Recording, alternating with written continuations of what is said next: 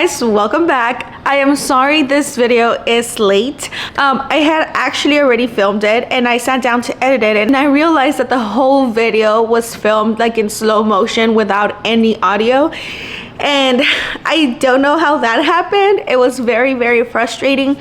I did try to fix it on the computer, but it was just not working. That's why it's late, so I apologize. I usually do post my videos every Thursday at 3 p.m. Anyways, let's just get into the video. I feel like ever since I started my channel, I've mentioned at least once every video that I am a horror thriller reader. Those are the type of books that I gravitate towards, and I've been wanting to do a video where I recommend my favorite thrillers and horror books, so today's the day. Okay, so I'm gonna start off strong today and recommend to you my favorite book of all time, possibly, and that is The Ruins by Scott Smith. This I've reread twice.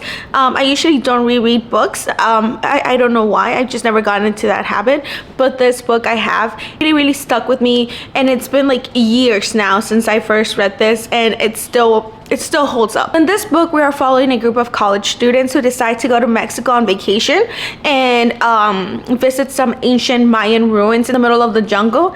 But what they didn't know is that there's like an evil presence on these ruins, and now they can't leave. One, because the ruins won't let them leave, and two, because the locals surrounding the ruins won't let them leave either. They're very superstitious, and they don't want to bring the evil that's on the ruins into their town surrounding the site. So you have 5 young people with different opinions, different thoughts, in the middle of the jungle, desperately fighting for survival. And you can just see how a lot of these like characters lose their minds slowly, and how the ruins plays with their minds, and they're hearing voices, and it's just a very creepy and a slow burn book.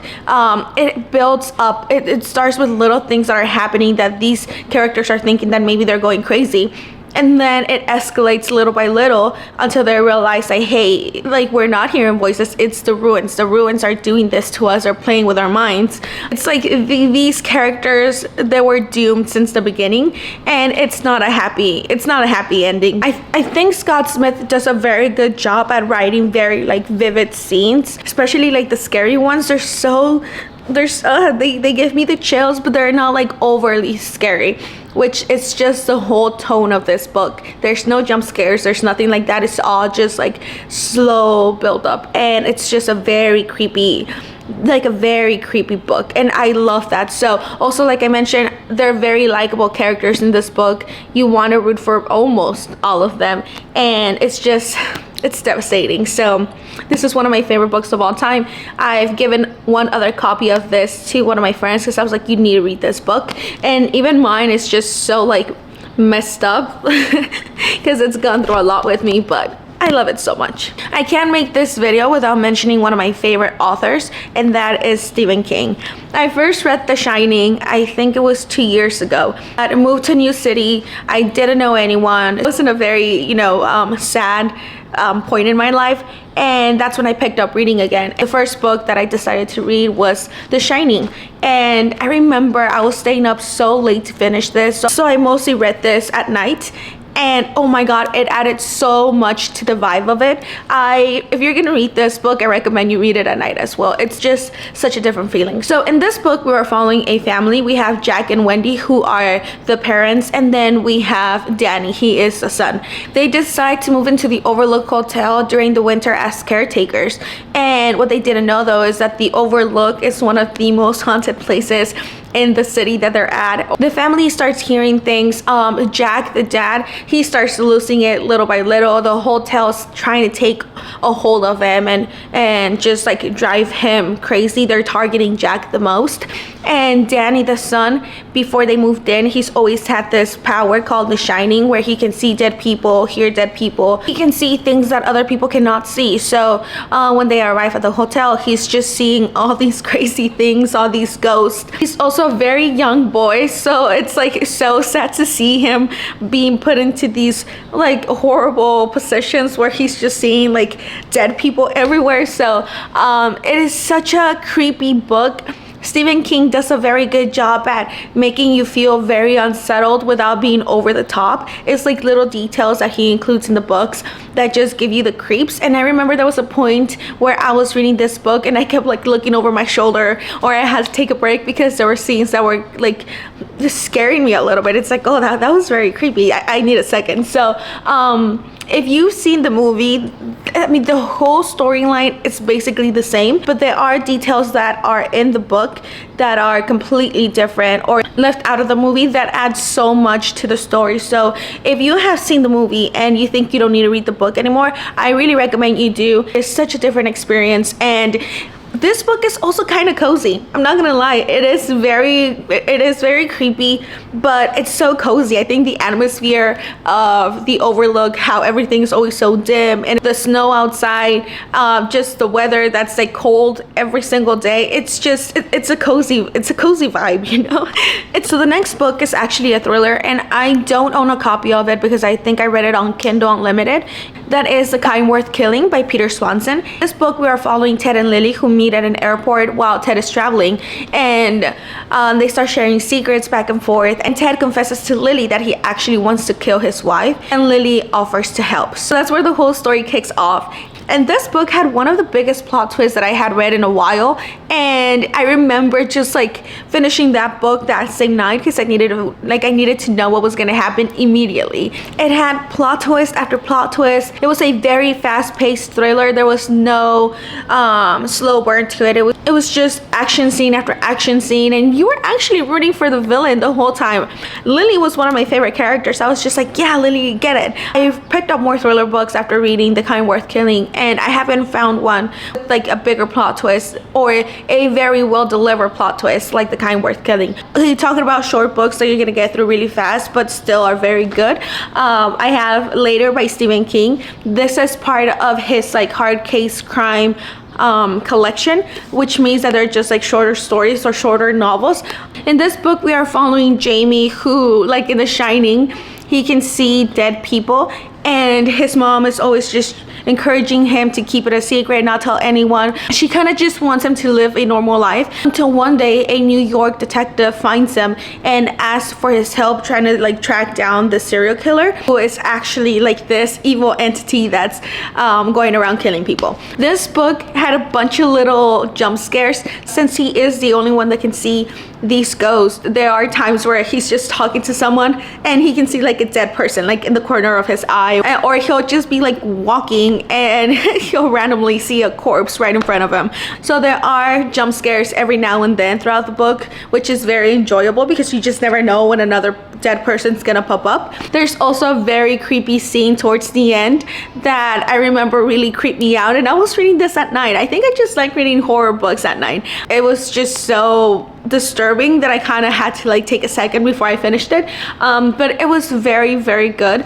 This is only 264 pages. Yeah, this is only 264 pages, so it's a very fast read, and it's a joy. It's a joy. It's just fun. So the next book is Tender is the Flesh by Agustina, Bazterrica. So in this book, the world has become overpopulated and animal meat has become too dangerous to eat. So the meat industry and meat companies refuse to go bankrupt, so they start farming humans and selling them as meat. They first start with like little pieces like fillets of meat, and it quickly escalates to full human legs being sold and full arms.